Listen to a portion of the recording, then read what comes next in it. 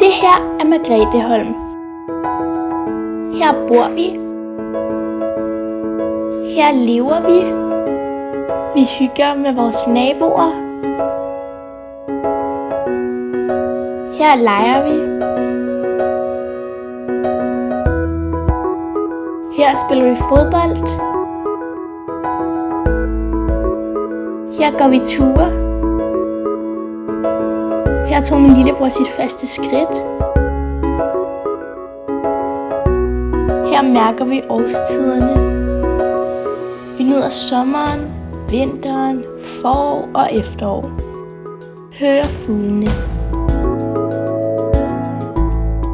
Men Margretheholm er under pres. Politikerne har vedtaget, at den kommende metrolinje M5 til Refshaleøen skal føres igennem netop her.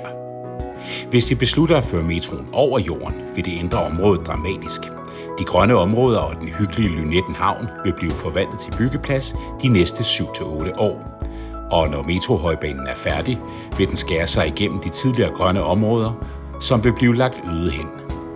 Derfor appellerer vi til politikerne om at lægge metroen under jorden. Så vil man nemlig bevare de grønne rekreative områder til gavn for naturen, for biodiversiteten og for børn og voksne. Vi synes, det er et enkelt valg. Før metroen under jorden. Det her er Margretheholm. Hjælp os med at passe på det.